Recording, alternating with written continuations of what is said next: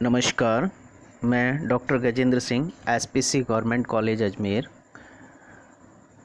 आज हम BSc part third के फिज़िकल केमिस्ट्री के चैप्टर फोटोकेमिस्ट्री में क्वांटम यील्ड की स्टडी करेंगे, अर्थात क्वांटम लब्धि का अध्ययन करेंगे।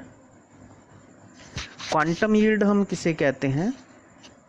क्वांटम लब्धि या क्वांटम दक्षता किसे कहते हैं?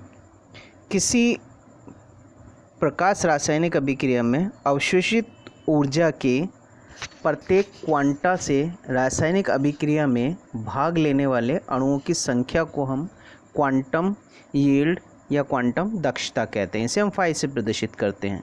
यानी एक फोटोन या एक क्वांटा के अवशोषण होने पर क्रियाकारक के अणु कितने अणु उत्पाद में परिवर्तित होते हैं, उनकी संख्या या उनकी मात्रा को हम क्वांटम यील्ड या क्वांटम दक्षता कहते हैं। यानी फाई इक्वल टू होगा किसी दिए गए समय में क्रिया करने वाले अणुओं की संख्या अपन उसी समय में अवशोषित क्वांटा की संख्या। फाई इक्वल टू हम ये भी कह सकते हैं किसी दिए गए समय में क्रिया करने वाले मोलों की संख्या या उसी समय में अवशोषित आइंस्टीन की संख्या। यानी फोटोन या क्वांटा की संख्या को हम आइंस्टीन्स भी कहते हैं। या हम ये कह सकते हैं phi equal to rate of photochemical reaction upon total absorb Einstein या टोटल एब्जॉर्ब फोटोन। यानी अभिक्रिया क्वांटम दक्षता या क्वांटम लब्धि क्या होगी? रासायनिक अभिक्रिया का वेग अपॉन अवशोषित आइंस्टीन की संख्या। प्रकाश रासायनिक अभिक्रिया के लिए क्वांटम दक्षता का मान 0 से लेके 10⁻⁶ होता है। यानी H2 + Br2 equal to 2HBr reaction के लिए क्वांटम यील्ड 0 होगी और अधिकतम जो है 10⁻⁶ होगी, जो कि H2 + Cl2 equal to 2HCl के लिए होती है। अब क्वांटम यील्ड निकालने के लिए जिस उपकरण का उपयोग करते हैं उसके विभिन्न पार्ट होते हैं, जिसमें सबसे पहला हम ले लाइट सोर्स या प्रकाश स्रोत। प्रकाश स्रोत के रूप में हम sunlight, arc lamp light, mercury vapour lamp light, discharge tube light, इनका उपयोग कर सकते हैं। मात्रात्मक आकलन के लिए मरकरी वेपर लैंप को हम अल्ट्रावायलेट रेडिएशन या पराबैंगनी विकिरणों के सोर्स के रूप में सर्वोत्तम मानते हैं, क्योंकि यह हमें इच्छित स्पेक्ट्रल क्षेत्र में उचित तीव्रता वाले विकिरणों का उत्सर्जन करता है। दृश्य और पराबैंगनी क्षेत्र के लिए यानी विजिबल और अल्ट्रावायलेट रीजन के लिए टंगस्टन लैंप का उपयोग किया जाता है। क्वांटम यील्ड ज्ञात करने वाले उपकरण का सेकंड पार्ट मोनोक्रोमेटर होता है। यानी सोर्स के बाद मोनोक्रोमेटर जुड़ा होता है। मोनोक्रोमेटर का कार्य क्या होता है? ये प्रकाश को एकवर्णी प्रकाश में परिवर्तित कर देता है। यानी ये अपने में से सिर्फ एक ही वेवलेंथ को पास होने देता है, बाकी वेवलेंथ को अवशोषित कर लेता है।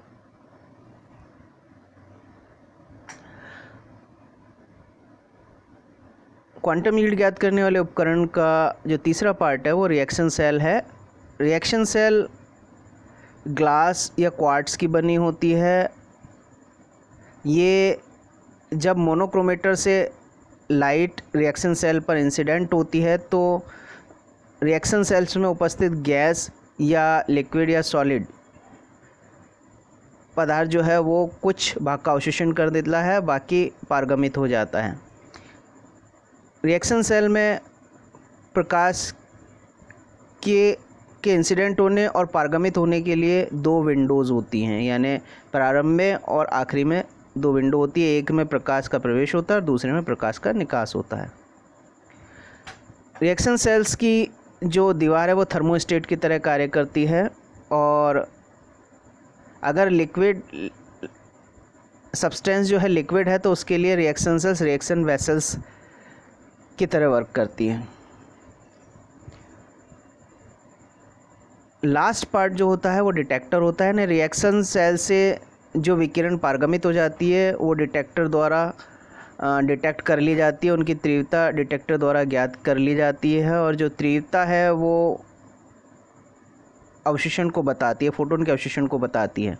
यानी हम पहले ब्लैंक के लिए तीव्रता का निर्धारण कर लेते हैं और फिर पदार्थ रिएक्शन सेल्स में अभिकारक को रखते हैं और फिर प्रकाश की विकिरण की तीव्रता को नोट कर लेते हैं। दोनों का जो अंतर होता है वो हमारा फोटोन या क्वांटा की मात्रा को बताता है। अब संसूचक जो है वो कई प्रकार के होते हैं, जिसमें सबसे पहले ले हम रेडियो माइक्रोमीटर। रेडियो माइक्रोमीटर में दो विद्युत चुंबक के ध्रुव होते हैं, नॉर्थ पोल और साउथ पोल, और इन नॉर्थ पोल और साउथ पोल के बीच में जो थर्मोकपल होता है जो बिस्मिथ एजी का बना होता है। इस थर्मोकपल पे जब रिएक्शन सेल से जो विकिरण पारगमित होती है वो इस थर्मोकपल पर इंसिडेंट होती है, तो ये थर्मोकपल गर्म हो जाता है, जिससे विद्युत धारा का प्रवाह होता है, और विद्युत धारा का प्रवाह होने पर चुंबकीय क्षेत्र में विक्षेपण होता है, और यह विक्षेपण जो है लैंप और स्केल व्यवस्था के द्वारा माप लिया जाता है। इसका माप विकिरण की तीव्रता के समानुपाती होता है, यानी जितना अधिक माप होगा विकिरण की तीव्रता उतनी ही अधिक होगी। विकिरण की तीव्रता के आधार पर हम फोटोन की मात्रा या क्वांटा अवशोषण की मात्रा को ज्ञात कर लेते हैं। सेकंड जो डिटेक्टर होता है वो है फोटो इलेक्ट्रिक सेल, प्रकाश विद्युत सेल। प्रकाश विद्युत सेल प्रकाश विद्युत प्रभाव पर आधारित है, प्रकाश विद्युत सिद्धांत पर आधारित है कि जब किसी प्रकाश विद्युत पदार्थ पर रेडिएशन इंसिडेंट होती है, आपतित होती है, तो इलेक्ट्रॉन का उत्सर्जन होता है, ये प्रकाश विद्युत प्रभाव कहलाता है। तो प्रकाश विद्युत प्रभाव के कारण ही हम प्रकाश की तीव्रता को ज्ञात कर लेते हैं या फोटोन के अवशोषण को ज्ञात कर सकते हैं। इसमें एक प्रकाश विद्युत सेल लगा होता है जो कि परिपथ से जुड़ा होता है, और इस परिपथ में एमीटर लगा होता है, या हम एमीटर के स्थान पर इलेक्ट्रोस्कोप भी जोड़ सकते हैं। इलेक्ट्रोस्कोप एक सोने की पन्नी होती है, जिसकी जब इसमें विद्युत प्रवाहित होती है तो ये पन्नी जो है वो फैल जाती है, तो जितना अधिक इसमें फैलाव होगा उतनी ही इसमें अधिक विद्युत धारा का प्रवाह होता है। तो ये किस तरह से कार्य करता है, जब रिएक्शन सेल से जो विकिरण है वो पारगमित होती है, तो ये पारगमित विकिरण प्रकाश विद्युत सेल पर आपतित होती है, और प्रकाश विद्युत सेल पर आपतित होने पर प्रकाश विद्युत सिद्धांत के आधार पर विद्युत धारा का प्रवाह होता है, और विद्युत धारा का प्रवाह मीटर से नाप लिया जाता है, इलेक्ट्रोस्कोप से नाप लिया जाता है। और जो विद्युत धारा की मात्रा है, तीव्रता जो है वो विकिरण की तीव्रता के समानुपाती होती है, और विकिरण की तीव्रता फोटोन की मात्रा को बताती है। तीसरा जो डिटेक्टर है वो हमारा रासायनिक एक्टिनोमीटर, केमिकल एक्टिनोमीटर होता है। इसमें जब हमें किसी परिणाम की एकदम यथार्थ मात्रा की आवश्यकता नहीं होती है, ना हम जो रिज़ल्ट है उसको एकदम एक्यूरेट ज्ञात नहीं करना है, तो उस स्थिति में हम रासायनिक एक्टिनोमीटर काम में ले सकते हैं। इसमें एक रासायनिक एक्टिनोमीटर में ऐसे गैसीय मिश्रण या विलयन का उपयोग किया जाता है जो प्रकाश विकिरणों के प्रति संवेदनशील होते हैं। जब इन पर प्रकाश विकिरण पड़ती है तो रासायनिक अभिक्रिया संपन्न होती है, और रासायनिक अभिक्रिया संपन्न होने के लिए जितने फोटोन का अवशोषण होता है उसका परिमाण ज्ञात कर लिया जाता है। रासायनिक एक्टिनोमीटर दो तरह के होते हैं, इसमें सबसे पहला लें हम बुन्सन एंड रोशो एक्टिनोमीटर। इसमें दो बल्ब होते हैं,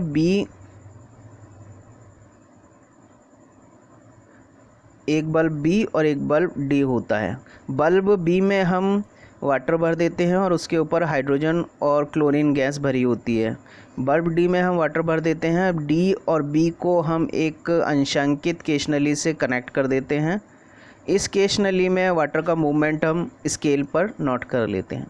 जब बी पर रेडिएशन इंसिडेंट होती है तो H2 और Cl2 अभिक्रिया, प्रकाश रासायनिक अभिक्रिया करके HCl बनाते हैं, और ये HCl वाटर द्वारा एब्जॉर्ब हो जाता है। वाटर द्वारा एब्जॉर्ब होने के कारण जो अंशांकित केश नली में है वाटर का लेवल डी, वाटर का जो फ्लो है वो डी से बी की ओर होता है। तो जितना फ्लो होता है उस फ्लो को हम नोट कर लेते हैं, यानी डी से बी की ओर जाते समय वाटर ने कितने डिस्टेंस ट्रेवल की वो हम नोट कर लेते हैं, और वो जो डिस्टेंस है वो प्रकाश की तीव्रता के समानुपाती होता है। अर्थात जितने ज़्यादा फोटोन का अवशोषण होगा उतनी ही प्रकाश रासायनिक अभिक्रिया होगी, और प्रकाश रासायनिक अभिक्रिया जितनी अधिक होगी उतना ही वाटर का फ्लो होगा। तो इस आधार पर हम फोटोन की मात्रा जो फोटोन के अवशोषण की मात्रा को ज्ञात कर लेते हैं। दूसरे तरह का जो रासायनिक एक्टिनोमीटर है वो यूरेनाइल ऑक्जेलेट एक्टिनोमीटर है। इस एक्टिनोमीटर में ऑक्जेलिक अम्ल का 0.05 m सॉल्यूशन और यूरेनाइल सल्फेट का 0.01 m सॉल्यूशन का जलीय विलयन भरा होता है। जब इस मिश्रण पर विकिरण इंसिडेंट होती है तो ऑक्जेलिक अम्ल का CO2 और H2O में विघटन हो जाता है।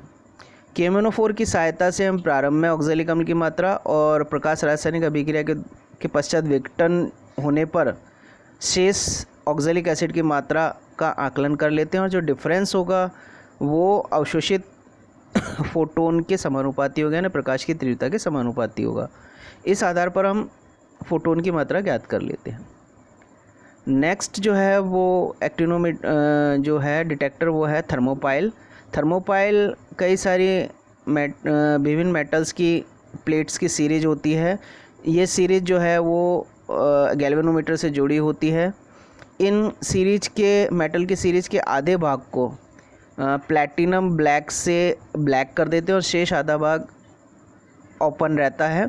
जब इन सीरीज पर रेडिएशन इंसिडेंट होती है तो जो भाग प्लैटिनम ब्लैक से लेपित है, यानी जिन पर प्लैटिनम ब्लैक की लेयर लगी हुई होती है, वो अधिक गर्म हो जाती है और शेष भाग कम गर्म रहता है। तो ताप में अंतर के कारण इनमें विद्युत धारा का प्रवाह होता है, जिसे हम गैल्वेनोमीटर से नोट कर लेते हैं। विद्युत धारा का प्रवाह फोटोन के अवशोषण के समानुपाती होगा, ना फोटोन का अवशोषण जितना ज़्यादा होगा विद्युत धारा का प्रवाह उतना ही अधिक होगा। तो फोटोन की मात्रा, अवशोषण की मात्रा हम ज्ञात कर लेते हैं। नेक्स्ट जो है वो डिटेक्टर जो है वो गाइगर मूलर काउंटर है। Geiger Muller counter ionization chamber का ही एक परिष्कृत रूप है। इसमें प्रकाश की कम आवृत्ति को ज्ञात करने के लिए प्रयोग करते हैं। इस उपकरण में स्टील या टंगस्टन का पतला तार लगा हुआ एक आयोनाइजेशन चैम्बर होता है। इस चैम्बर में इलेक्ट्रोड्स लगे होते हैं। जब विकिरण इस आयोनाइजेशन चैम्बर में इंसिडेंट होती है तो गैस का आयोनाइजेशन हो जाता है। गैस का आयोनाइजेशन होने पर विद्युत धारा का प्रवाह होने लगता है और विद्युत धारा का प्रवाह की मात्रा हम ज्ञात कर ले। तो जितना ज़्यादा फोटोन इंसिडेंट होंगे, जितनी ज़्यादा रेडिएशन इंसिडेंट होगी उतना ही फोटोन का अवशोषण होगा और उतना ज़्यादा फोटोन का अवशोषण होगा उतना ही गैस अधिक आयनित होगी और गैस जितनी ज़्यादा अधिक आयनित होगी विद्युत धारा का प्रवाह उतना ही अधिक होगा। तो इस आधार पर हम फोटोन की अवशोषण की मात्रा ज्ञात कर लेते हैं। तो ये हमारे जो क्वांटम लब्धि ज्ञात करने के लिए जो उपकरण है उसके विभिन्न भाग थे। अब हम इस उपकरण की सहायता से किस तरह से क्वांटम लब्धि का निर्धारण कर सकते हैं, ये देखें। सबसे पहले हम क्या करते हैं, प्रकाश सोर्स जो हमने बताया कि सनलाइट हो सकती है या डिस्चार्ज ट्यूब हो सकती है या मरकरी वेपर लैंप हो सकता है, ये आपके लाइट सोर्स हैं। इनसे लाइट निकलती है और एक स्लिट से होकर एक बीम में कन्वर्ट हो जाती है। ये बीम एक लेंस पर आपतित होती है और लेंस जो है उसको इस लाइट बीम को मोनोक्रोमेटर पर फोकस कर देता है। मोनोक्रोमेटर जो है इस जो लाइट को है मोनोक्रोमेटिक लाइट में कन्वर्ट कर देता है और मोनोक्रोमेटिक लाइट अनदर स्लिट से होती हुई लेंस पर आपतित होती है और लेंस इस मोनोक्रोमेटिक लाइट को रिएक्शन सेल पर इंसिडेंट कर देता है। रिएक्शन सेल के फ्रंट पर जो विंडो होती है वहाँ से जो लाइट रेडिएशन है वो अंदर जाती है और दूसरी विंडो से बाहर निकल जाती है। तो कुछ इस विकिरण का कुछ भाग रिएक्शन सेल में उपस्थित पदार्थ अवशोषित कर लेता है और बाकी जो विकिरण है वो पारगमित हो जाती है, जिसे डिटेक्टर द्वारा उसकी तीव्रता नोट कर ली जाती है। पहले हम रिएक्शन सेल, पहले जो ये तीव्रता है वो ब्लैंक के लिए लेते हैं ना, रिएक्शन सेल को ब्लैंक रखते हैं और हम प्रकाश की तीव्रता डिटेक्टर द्वारा ज्ञात कर लेते हैं। इसके पश्चात हम रिएक्शन सेल्स में अभिकारक भर देते हैं और इस पर जब रेडिएशन इंसिडेंट होती है तो फोटोकेमिकल रिएक्शन होती है और कुछ फोटोन का अवशोषण हो जाता है। शेष विकिरण पारगमित हो जाती है, जिसे हम डिटेक्टर से नोट कर लेते हैं। ब्लैंक और सब्सटेंस दोनों की रीडिंग में जो डिफरेंस आता है वो फोटोन के अवशोषण को बताता है। तो कितनी क्रियाकारक के कितने मोल अभिकारक में परिवर्तित हुए वो हम टाइट्रेशन से ज्ञात कर लेते हैं और डिटेक्टर द्वारा हम अवशोषित फोटोन की संख्या निकाल लेते हैं और इन दोनों का मान हम इस इक्वेशन में रखते हैं और हमें क्वांटम यील्ड या क्वांटम लब्धि ज्ञात कर लेते हैं। तो दिए गए समय में क्रिया करने वाले मोलों की संख्या जो कि हमने टाइट्रेशन से निकाल ली, और उसी समय अवशोषित आइंस्टीन फोटो की संख्या जो हमने डिटेक्टर से ज्ञात की, दोनों का मान रखते हैं तो क्वांटम यील्ड आ जाती है। यानी हम ये कह सकते हैं प्रकाश रासायनिक अभिक्रिया की दर और अवशोषित प्रकाश की ऊर्जा का मान रखकर हम क्वांटम यील्ड ज्ञात कर लेते हैं। नेक्स्ट चैप्टर में हम क्वांटम यील्ड या क्वांटम दक्षता को प्रभावित करने वाले कारकों का अध्ययन करेंगे। Thank you.